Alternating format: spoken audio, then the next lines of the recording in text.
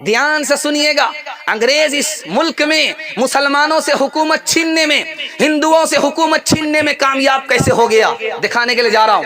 1900 ईस्वी में अंग्रेज ने अदालत में एक ऐलान किया कि हिंदी में दरखास्त ली जाएगी, उर्दू में दरखास्त नहीं ली जाएगी। जबान के नाम पर हिंदू को मुसलमान से लड़ाया, मुसलमान को हिंदू से लड़ा दिया। 1903 ईस्वी के अंदर अंग्रेज ने बंगाल को तकसीम किया। मुसलमानों से कहा तुम्हारी तादाद वहां ज्यादा होगी, हिंदुओं से कहा तुम्हारी तादाद यहां ज्यादा होगी। तादाद के नाम पर मुसलमान को हिंदू से लड़ाया, हिंदू को मुसलमान से लड़ाया। तीसरा तरकश अंग्रेज का 1906 ईस्वी में अंग्रेज ने दो जमात बनाई। एक पार्टी का नाम रखा मुस्लिम लीग, एक पार्टी का नाम रखा हिंदू महासभा। ये दोनों पार्टी किसने बनाई? अंग्रेज ने बनाई। कौम के नाम पर अंग्रेज को मुसलमान से लड़ाया, हिंदू को मुसलमान से लड़ाया, मुसलमान को हिंदू से लड़ा दिया। 1922 ईस्वी में एक स्वामी थे, उसका नाम था श्रद्धानंद। उन्होंने शोषा छोड़ा कि मुसलमान बाहर से आए, इन्होंने यहाँ के हिंदू को जबरदस्ती मुसलमान बनाया।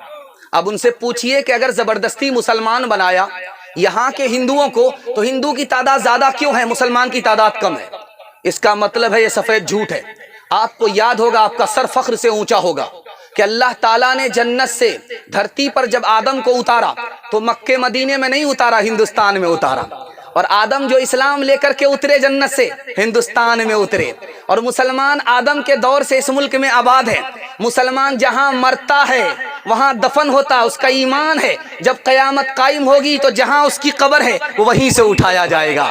हमारा ये मुल्क कब से है? आदम के ज़माने से है। हमारा इस्लाम कब से है? आदम के ज़माने से है। और हमारा ईमान है कि हमारी कब्र यहाँ है तो क़यामत में हम यहीं से उठाए जाएंगे, अल्लाह के दरबार में हाजिर होंगे। तो मरते मरते जीते जीते हिंदुस्तान से हमारा मजबूत ताल्लुक रहेगा। हाथ उठा दीजिए इंशाअल्लाह। अपना घर होगा, दूसरा मालिक होगा, हाथ उठाइए इंशाअल्लाह। यहाँ फंस गए। पंजाब को खेती का दहन किसने दिया था? भोपाल को अंदाज सुखन किसने दिया था? कश्मीर को तुर्शिदा बदन किसने दिया था? मीनार किला ताज कोहन किसने दिया था?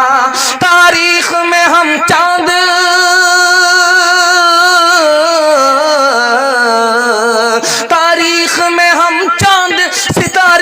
मिलेंगे, पत्तों पे सभी नाम हमारे ही मिलेंगे, पत्तों पे सभी नाम हमारे ही मिलेंगे। जब गुलिस्तां को खो की जरूरत पड़ी, जब गुलिस्तां को खो की जरूरत पड़ी, सबसे पहले ही गर्दन हमारी कटी। जब गुलिस्तां को खो की जरूरत पड़ी, सबसे पहले ही गर्दन हमारी कटी। फिर भी कहते हैं मुझसे ये अहले वतन, ये वतन है हमारा तुम्हारा नहीं। ध्यान से सुनिएगा जो मैं आपको सुनाने के लिए जा रहा हूं। 1707 ईस्वी में औरंगजेब बादशाह का इंतकाल हुआ। कितना बड़ा ये मुल्क हिंदुस्तान था? 15 लाख मुरब्बा मील जमीन हिंदुस्तान को हासिल थी। कन्याकुमारी से लेकर के काबुल तक हिंदुस्तान था। इतना बड़ा हिंदुस्तान किस बादशाह ने दिया? औरंगजेब बादशाह ने दिया। उस बादशाह का जब इंतकाल हो गया 1707 ईस्वी में, तो उनके 3 बेटे थे। 3 बेटों के हिस्से में हुकूमत आई। तीनों ने झगड़ा शुरू किया। झगड़े के नतीजे में मुसलमान के हाथ से हुकूमत चली गई। दिखाने के लिए जा रहा हूं मुसलमान कैसे हुकूमत हाथ से गंवाता है। कसूर अपना है, इल्जाम हम दूसरे को देते हैं। दूसरी मिसाल, 1757 ईस्वी में नवाब सिराजुद्दौला ने मुकाबला किया किससे? अंग्रेज से। अंग्रेज की फौज कितनी है? 3000। और नवाब सिराजुद्दौला के पास फौज कितनी है? 70,000। 70,000 मुसलमान हार गए, 3000 अंग्रेज जीत गए। क्यों? अपनों की गद्दारी की वजह से। मीर जाफर ने गद्दारी की, 50,000 मुसलमान हार गए। 1764 ईस्वी में मीर कासिम ने मुकाबला किया किससे? अंग्रेज से। मीर कासिम के पास फौज कितनी है? 50,000। और अंग्रेज के पास फौज कितनी है? 7,000। 7,000 अंग्रेज जीत गए, 50,000 मुसलमान हार गए। नजफ खान की गद्दारी की वजह से, मुसलमान की गद्दारी की वजह से मुसलमान की फौज हार गई। तीसरी मिसाल आपके सामने रखने के लिए जा रहा हूं।